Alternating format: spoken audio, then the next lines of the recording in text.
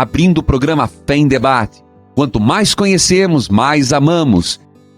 Hoje, com a participação de Márcio Fernandes, que é padre, professor de Teologia Fundamental. Padre Márcio. É uma alegria grandíssima estar aqui no teu programa e ter essa oportunidade de estar em todo o Brasil evangelizando.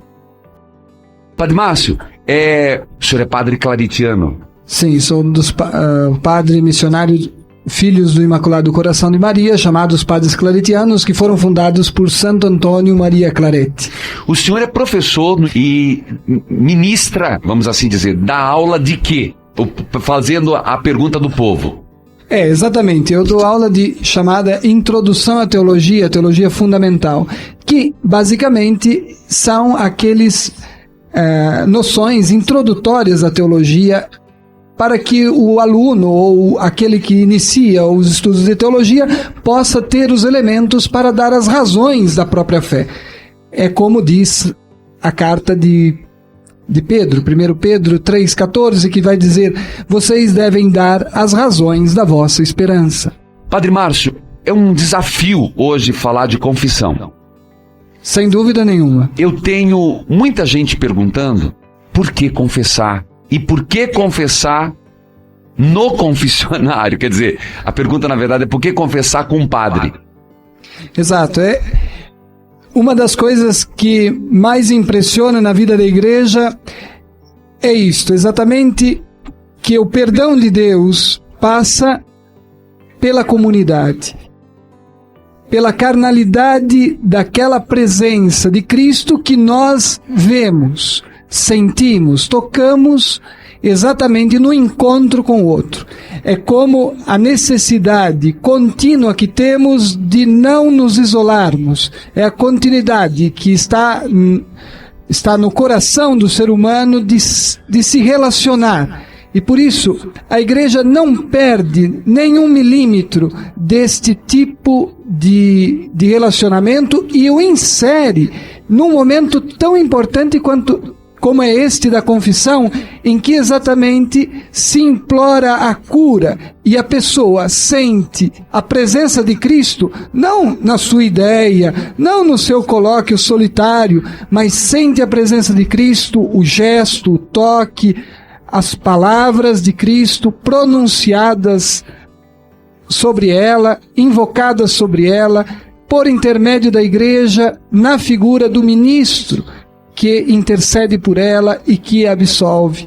Então, é exatamente esta dinâmica de que o cristianismo não nasceu fora de um encontro que abre a vida. A gente, quando tem necessidades de se curar também psicologicamente, o que fazemos? Procuramos imediatamente um psicólogo, procuramos imediatamente os recursos de um outro, porque somos um ser relacional. Quando estamos doentes, não? Quando temos alguma febre, alguma dor, imediatamente vamos ao médico. Exato. E temos a mediação que possibilita a abertura da vida. E o sacerdote está neste sentido. Engraçado que, inclusive, quando a pessoa vai no médico, diz, fulano de tal não é bom não, porque ele nem me examinou, ele só deu receita. Porque, na verdade, essa questão do toque, né? Essa questão da proximidade. E isso, o senhor está dizendo que é o que acontece no sacramento. Exatamente, isso é repetir os gestos salvadores de Jesus, a forma como Jesus se aproximava dos doentes, a forma com que ele se aproximava daqueles que pediam a misericórdia, como fez com a mulher adúltera, quando, sentindo que todo mundo a julgava, todo mundo estava pronto a apedrejá-la pelos seus erros, pela sua fragilidade, Jesus a resgata, Jesus a toma pela mão e lhe dá um ensinamento dizendo, filha, eu olho pela tua vida, vai em paz e não voltes mais a pecar. O sacramento repete este gesto de Jesus de proximidade com as pessoas. Mas, Padre Márcio Fernandes, dentro do cristianismo, o catolicismo é uma das únicas, ou é a única religião que fala do sacramento do confissão auricular. É isto? Exatamente, porque esta confissão que é aos ouvidos do sacerdote é presente na Igreja Católica, porque exatamente a Igreja Católica sempre entendeu a vida da Igreja como comunidade, como um encontro que se dá na comunidade. Um fato interessante, Santa Edith Stein, por exemplo, ela notava a distinção entre o catolicismo e o protestantismo de sua época, uma experiência de Edith Stein que determina essencialmente aquilo que é a catolicidade e aquilo que é pertencente à expressão luterana protestante, não? Edith Stein foi determinante para ela se converter porque percebendo as igrejas do seu tempo, as igrejas católicas todas com as portas abertas, no sentido que há uma comunidade, então as portas abertas da Igreja Católica foi determinante para que ela percebesse, no confronto com as igrejas de tradição protestante, com as portas fechadas. Isso foi um dos elementos essenciais que tocou o coração de Edith Stein, dizendo: mas se o cristianismo é encontro, esse encontro se dá numa comunidade. E as portas abertas é sinal de uma universalidade que é preciso ter toda a religião. Toda a religião precisa ter uma universalidade. Padre, nós temos alguns ouvintes que estão na linha. Podemos atendê-los? Claro. Rosângela, você fala do Sítio Cercado? Isso. Seja bem-vinda. Qual a sua pergunta, por favor? A minha pergunta é assim. Há uns anos atrás eu vivia com meu marido, eu não era casada, né? Então eu não confessava, mas eu comungava porque eu não sabia. A partir do momento que eu soube, eu não comunguei mais, tudo. Daí a gente casou, porque meu marido ele foi casado só no cartório. Certo. A gente casou na igreja, tudo. Eu tenho uma pergunta assim muito que... Às vezes eu fico assim meio confusa na minha cabeça.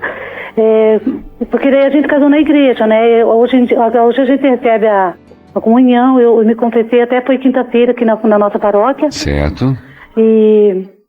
Só que tem um negócio assim, padre, que eu não entendo na igreja. Por que o padre não fala assim, na igreja, que o pessoal que não é casado não pode comungar? Porque muita gente, que eu tenho esse caso na minha família mesmo, sabe, que não é casada e comunga, tudo. Só que a gente fala e a pessoa fala assim que eu não posso querer julgar ela, que eu tô julgando ela, que eu não tenho esse direito, sabe? Então, é uma coisa que vai mexendo assim profundamente, sabe? Obrigado, Rosângela, pela sua participação. Padre Márcio, a gente entende nas entrelinhas a pergunta. Poderia comentar?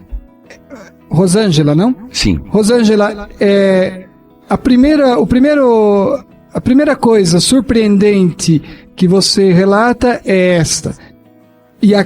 E aquela que pode fazer com que você se tranquilize é o fato de que você, diante da comunhão, diante do teu caminho, diante de Cristo, você está fazendo um caminho. Você, agora casada na igreja, tudo como é a doutrina católica, você comunga, participa do sacramento da reconciliação e comunga. Esta tua comunhão deve ser sempre comunhão na intenção misericordiosa de Cristo. O coração de Cristo é aberto a todos. E por isso, você tem que crescer na tua experiência de misericórdia, sentir profundamente em primeira pessoa essa misericórdia e esta conversão que Cristo solicita da tua vida. Isso certamente fará com que você se preocupe com as pessoas, mas não no sentido de, como você dizia, não de julgá-las, porque o ensinamento da igreja nesse sentido, sobre a comunhão dos recasados, é muito clara, no sentido de que eles são convidados a ter uma comunhão espiritual com Cristo através da igreja, não? Mas você, na tua experiência, como você vive a comoção diante da confissão e da comunhão, é isto que vai garantir também ao mundo e também àqueles feridos por um momento tão difícil na vida conjugal, possam acreditar, através de você, do teu testemunho, da tua constância, da tua fidelidade, é que poderá abrir a vida de tantas pessoas. Você se concentra nesse positivo que você tem e posteriormente tudo vai se abrir. Não se concentre nos aspectos negativos ou de juízo que não pertence a você. Padre Márcio, depois nós vamos falar sobre, se o senhor podia nos ajudar, lá no final do programa, pistas de como confessar bem, vamos dizer assim, usando uma linguagem bastante atual, porque as pessoas querem confessar e não sabem como. Mas existe uma pergunta que eu recebi durante toda a semana. Padre, eu não confesso porque eu não tenho pecado. Eu gostaria de fazer uma pergunta ao senhor. O que é o pecado? O que é pecado?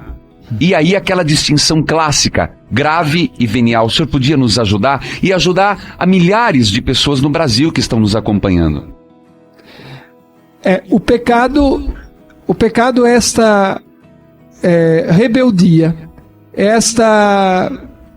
esse reconhecimento de que tem um momento que a gente esquece.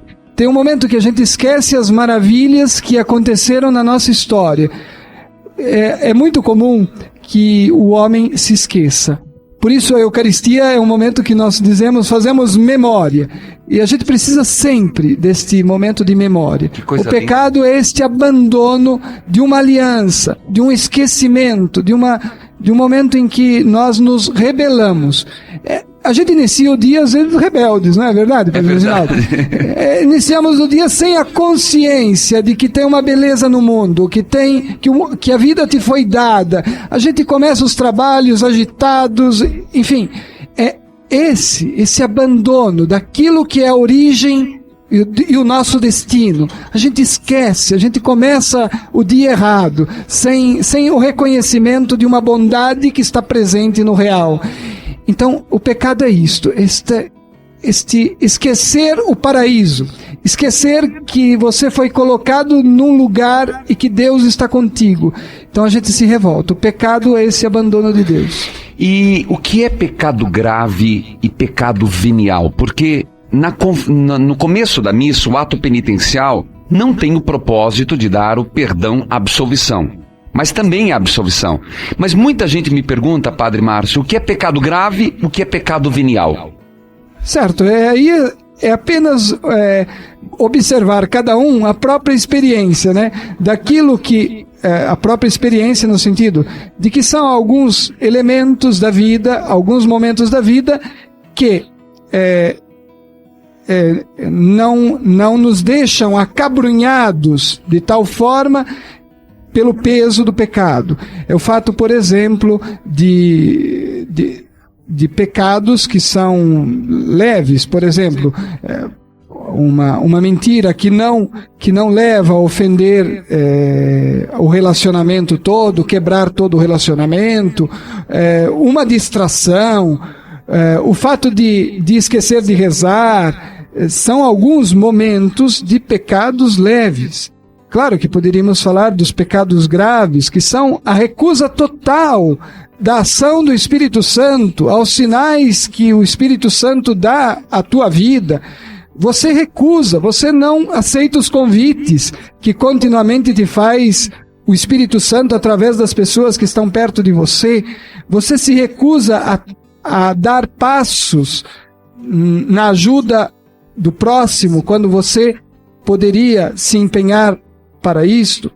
Então, aquele momento da absolvição na missa são para aqueles pecados cotidianos que nós realizamos continuamente, no sentido de não perceber a graça, se esquecer, se colocar totalmente fora do plano de Deus. Porque eu preciso atender Silvio, pois não? A sua bênção, Padre Reginaldo. Deus abençoe, Gostaria filho. também de pedir a bênção aqui para minha família, tá? Tá bom. E, qual a sua pergunta, querido? A minha indagação é a seguinte. Quando o senhor fala da iniciação cristã, né, se refere a 3 sacramentos, né? Mas aqui, como eu também trabalho aqui como catequista na comunidade aqui em Piraquara, principalmente também com os adultos, os sacramentos eles são recebidos, mas tem a confissão também. Então, na verdade, esses 3 sacramentos não seriam 4 com a confissão também? Porque, digamos, o adulto, para receber a primeira Eucaristia ou mesmo a Crisma, ele faz a confissão antes. Então, de certa forma, não estaria também dentro da iniciação cristã a confissão também? Então, não seriam 4, 3, que também são 4? A minha indagação é mais nesse sentido, não sei se eu me fiz claro. Fez sim, Silvio, obrigado, e o Padre Márcio vai responder. Silvio, um bom dia a você, um prazer poder responder a tua questão. Silvio, nós temos que ter consciência de que, junto ao sacramento da penitência, ele está muito ligado àquele sacramento original, que é o sacramento do batismo, que é a libertação dos nossos pecados, é a forma em que nós somos regenerados em Cristo e inseridos na comunidade cristã. De fato, no início do cristianismo, esse sacramento estava muito ligado àqueles que pediam o batismo, os catecúmenos, que deveriam fazer um período de preparação e penitência para poderem ter acesso ao sacramento do batismo, participar da comunidade cristã e participar da ceia. Portanto, ele está muito ligado. Ele foi separado como sacramento da cura, exatamente porque chega um momento em que ele mesmo relembra o nosso batismo, relembra aquela cura, aquela regeneração iniciada já no batismo e que continua, uma vez que você confessa de tanto em tanto tempo, não? A igreja recomenda que pelo menos pela Páscoa do Senhor você se confesse, mas nós confessamos nossos pecados leves cada mês, cada 15 dias nos confessamos, para que aquela regeneração que começou no batismo seja permanente em nós. Veja, tem uma profunda ligação, como você mesmo acenava, mas ele faz parte, certamente, dos sacramentos de cura. Padre Márcio, a igreja prescreve confissão. E veio uma pergunta, eu poderia responder, mas eu prefiro: Papa confessa? Padre confessa? Bispo confessa? Essa pergunta é uma pergunta interessante, porque muitas vezes as pessoas pensam que a gente não realiza aquilo que proclamamos. Isso é terrível, né? O cristianismo precisa o quê? Iniciar dentro, na carne da gente. A igreja começa na carne, na minha personalidade, em primeiro lugar. De tal forma que os padres, os bispos e o próprio Papa se confessa. Por quê? Porque reconhecem que a misericórdia é algo necessário na vida. Eu acho que somos todos tocados pelo mistério e pelo encontro que fizemos por Cristo.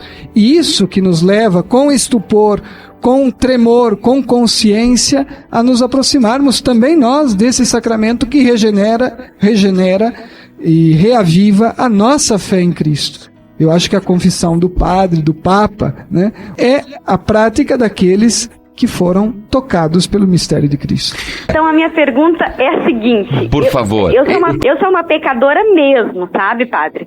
Porque eu tive uma filha, depois, né, mãe solteira, daí depois eu vim moro junto com o meu marido. Tive mais uma filha, vai fazer 4 anos que nós vivemos juntos, na casa da minha sogra ainda, que nós não pudemos comprar uma casa para nós. E eu não fiz a primeira comunhão, porque eu não tive uma educação religiosa, nem sabia o que era isso. Agora que eu estou me descobrindo na fé, sinto que estou me libertando, está melhorando muito a minha vida. Consegui emprego, é muita coisa. Mas eu queria saber se eu posso fazer a primeira comunhão de adulto, a catequese. Célia, sua questão é uma questão importante, por quê? Primeiro, pelo desejo que você tem. O teu coração tem um desejo de conhecer a Cristo, de se inserir na catequese, de fazer um caminho, de conhecer. Isso é o primeiro aspecto super positivo. Depois, a tua comoção diante da educação dos teus filhos. Você falou das tuas filhas. Educá-los também na fé. Poder inseri-los no caminho de Cristo. Isso é um outro fator importante. E depois, num certo sentido, fazer a catequese, conhecer as razões da fé, é algo que é aberto a todos. E De outra parte, se você não tem impedimentos, você pode ir providenciando e pouco a pouco também o teu matrimônio, a tua inserção também junto com o teu esposo no caminho de Cristo, no caminho da igreja. Então, eu acho que não tem nenhum impedimento e são duas coisas positivas que você tem. Existe diferença entre confissão comunitária e confissão no confessionário? Olha, tem uma diferença, é claro, que a igreja recomenda que você participe de uma confissão comunitária. Quando você participa de uma confissão comunitária, não vá de uma confissão comunitária a outra. Quer dizer, intercale e participe da confissão auricular, né? Então, a igreja não... São duas formas diferentes, né? A comunitária salienta muito mais essa dimensão social comum dos pecados de toda a comunidade. E a auricular, a dimensão pessoal. Só que também, no momento auricular, nós reconhecemos que nós pecamos contra os outros, que nós, com o nosso mal, com a nossa queda, destruímos o ambiente, as relações com os outros. Então tem também na confissão auricular essa dimensão individual e também social. Só que na comunitária fica muito mais evidente esta dimensão social dos pecados de todos nós, né, que confessamos diante de Deus. Mas a igreja recomenda que nós não podemos ir de uma confissão comunitária a outra. Quer dizer, se eu confessei para a Páscoa numa participação de uma confissão comunitária, que é um momento de exceção, né, em que os senhores bispos, vendo as necessidades da igreja, faltando às vezes padres para atender tantas pessoas que querem fazer a Páscoa, por exemplo, concedem o momento da comunitária, em que se dá a absolvição a todos, se dá a penitência comunitária e daí se recomenda ao penitente que, depois de participar desta, participe de uma confissão auricular, pessoal com o sacerdote. Padre Márcio Fernandes, a Sônia fez eu não sei como começar uma confissão. Na verdade, aqui acho que já podíamos entrar um pouquinho no rito da confissão e o que o senhor indica, vista que muita gente, quer dizer, não, é uma orientação que se confesse, como confessar bem, quais os pontos a serem levados em consideração. A palavra é sua, Padre Márcio. Eu acho, Padre Reginaldo, a primeira coisa impressionante é que na confissão nós deveríamos concentrar muito mais a nossa atenção na misericórdia de Deus manifestada do que propriamente naquele momento em que nós confessamos os nossos pecadinhos, vamos dizer. Porque é muito maior o rito da confissão, o rito da reconciliação, é muito maior. Então, aquele é um dos momentos em que você vai detalhar e falar de algum dos teus pecados, dos teus erros. Mas antes disso, o sacerdote vai dizer, né, vai ajudar você a entrar na confissão. Não? Você tinha feito, em primeiro lugar, o exame de consciência. Então o primeiro passo é o exame de consciência. Reconhecer os pontos da tua relação com Deus. Certo. Né? A tua oração, a tua fidelidade a Deus, a tua leitura da Bíblia, a tua consciência da tua pequenez diante do mistério. E aí ajuda a tomar como uma base para o exame, padre, por exemplo, algum texto bíblico ou os 10 mandamentos, porque se a gente for basear nas revistas e nas novelas, ninguém cometeu pecado mesmo. Como que pode ajudar alguém para fazer um bom exame de consciência? Eu acho que os mandamentos são pontos orientativos precisos para poder fazer uma boa confissão. E se pode fazer o exame sobre cada um dos mandamentos. Certo. E depois se pode também tomar os textos bíblicos da misericórdia, por exemplo, o texto do filho pródigo, né? Certo. Que é, nesse sentido, um ícone daquilo que é todo o rito da reconciliação. Filho pródigo reconhece, estando lá numa situação difícil, o quanto ele tinha de bem na casa do pai dele. Daí ele volta. E ele diz, confessa os pecados dele, confessa a rebeldia dele, o abandono, como eu dizia, né? Que a gente inicia o dia, às vezes, revoltados, né? Sem a consciência da presença de Cristo. E é isso o pecado. E qual que é o segundo passo? Vamos assim ser pedagógicos. O segundo passo, depois do exame de consciência, seria ter a contrição disso, ter a capacidade de dizer, eu tenho uma dor diante disso, eu tenho uma ferida no coração, e essa ferida me marca, e de tal forma eu quero ir à casa do meu pai. Eu quero ir. Isso determina o meu movimento em busca da confissão. Entende? Essa contrição, essa dor no coração, por ter abandonado um amor. Vejam, eu estou frisando que por ter abandonado uma experiência positiva. É isso que determina a minha ida à confissão. Então esse é o segundo momento, eu diria. Terceiro momento, padre. O terceiro momento é se aproximar do sacerdote, buscar o sacerdote, e o sacerdote vai iniciar o rito dizendo, Deus que fez brilhar a sua luz em nossos corações, te conceda a graça de reconheceres os teus pecados e a grandeza da sua misericórdia. Em seguida, ele pode falar um trecho bíblico para você, recordar-te de um trecho bíblico e te fazer reconhecer a bondade de Deus na história e a misericórdia de Deus. E depois? E em seguida você vai confessar os teus pecados. Você vai declarar os teus pecados. E não adianta chegar lá e dizer, não matei, não roubei, do resto eu fiz tudo. Isso não é confissão, né? Não, exatamente. Você vai declarar não aquilo que você não fez, porque aquilo que você não fez não interessa. E nem a vida alheia, né? Nem a vida alheia. Começa a falar da vida alheia. Porque meu marido faz isso, porque minha esposa faz isso, isso não é confissão, né, Não, padre? isso não é confissão, né? Absolutamente. Então você vai começar a perceber, confessar o teu desamor a Deus, o teu desamor ao próximo, o teu desamor a ti mesmo, e o teu desamor à natureza, a toda esta beleza dos sinais que Deus coloca na tua vida. Então você pode, através desses 4 elementos, né? Amor a Deus, amor ao próximo, amor a si mesmo e amor ao ambiente em que você vive, fazer a tua confissão daqueles gestos que impossibilitaram estas relações. Qual o próximo passo desse sacramento da reconciliação?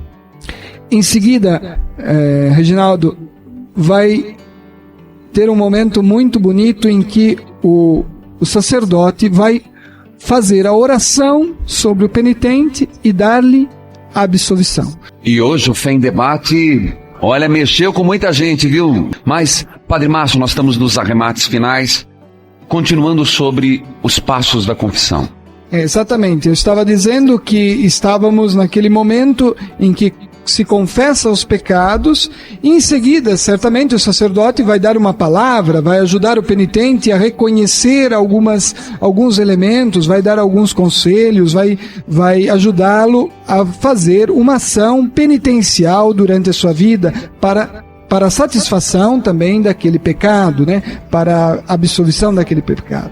Em seguida, também vai fazer a oração sobre o penitente e vai lhe dar a absolvição. Vai estender as mãos sobre o penitente e vai lhe dizer: Deus Pai de misericórdia, que reconciliou o mundo consigo, enviando o Espírito Santo para a remissão dos pecados, te conceda pelo ministério da Igreja o perdão e a paz. E vai dizer em primeira pessoa: eu te absolvo dos teus pecados em nome do Pai, do Filho e do Espírito Santo. Então veja, nessa oração está toda a teologia da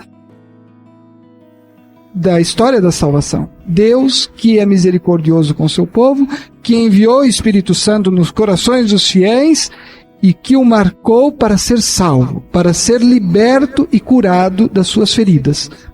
Em seguida, o penitente vai ter que cantar as maravilhas de ter sido acolhido, abraçado por Cristo.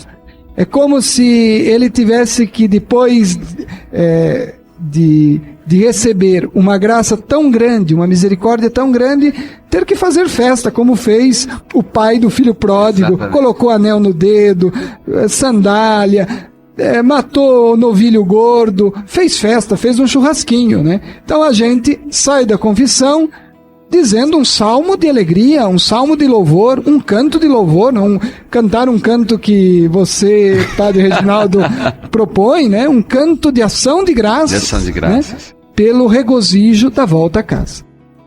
São esses os passos. São esses os passos. Padre Márcio, nós temos uma pergunta aí.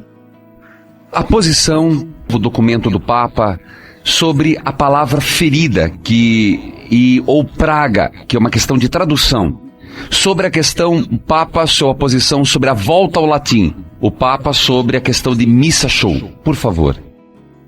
Padre Reginaldo, nós temos, comovidos diante deste homem que nos remete diretamente a Cristo. Fala o coração da gente, recolocando nossa vida diante do mistério, diante do destino da vida da gente. Então, é este o primeiro elemento. Depois, nesta pequena exortação pós-sinodal sobre a Eucaristia, o Papa tocou alguns elementos e realmente, dizendo de ferida, né? Os jornais noticiaram praga, mas o fato é que nós todos sentimos uma ferida no coração, tanto pelo pecado, todos nós advertimos isso. Até minutos atrás, a nossa rádio ouvinte dizia, puxa, eu sou uma pecadora, eu tenho uma ferida, como dizendo, eu carrego no meu ser uma ferida, e todos nós carregamos isso, não? Todos nós temos esta dor, mas essa dor não nos impede de dar passos, é isso que é importante. E ali, no texto em que o Papa se refere a isso como ferida, né? Ele está dizendo ferida, mas que não é um bloqueio para a vida. É claro que não é um bloqueio, sim, é uma possibilidade. Só se somos feridos, né, num momento de dor, quando nós somos de novo renovados. Eu estava escutando o teu programa, tantos radiovintes que imploravam no momento de dor das suas vidas, momentos marcantes das suas vidas, a possibilidade de rever a vida, né? Então a ferida que se refere não é bloqueio, é possibilidades, certo, de caminho. Entendi. Então temos que entender assim. Padre Márcio, depois, o Papa pediu para voltar a falar latim? Não, né? Olha, o contexto, vejam, o contexto dessa exortação, são muitos números esta exortação. Tem muito, o texto é muito longo. E vejam que a mídia tomou estes 3 pontos. Exato. E que se referem a 3 ou 4 números do documento. Então nós não sabemos a beleza de todo o documento, de todo o contexto. Teríamos que ler todo o texto. Teríamos que nos deter em todo o texto. E quando se fala da volta do latim, se recomenda ali que para as celebrações em que se reúnem pessoas da catolicidade inteira, quer dizer, do mundo inteiro, internacional, nestes momentos internacionais, se reza na língua oficial da igreja, que é o latim, que não deixou de ser o latim. Quando a gente vai em Fátima, ou Roma, né? Ou quando temos uma celebração especial, em grandes concentrações, o latim se torna uma possibilidade de todo mundo se entender, né? Como seria o inglês. É claro que a igreja não vai utilizar o inglês, mas vai utilizar aquela que foi a língua que sempre foi a língua da igreja. Sobre a questão de missa show. O Papa não tocou nisso, só pediu para que se voltasse a valorizar os elementos da beleza do canto litúrgico, e que seria um fator importantíssimo, o fator do canto gregoriano também, que eleva a alma e que é positivo para a gente acrescentar nas nossas liturgias e fazer atenção a isso. É este o ponto.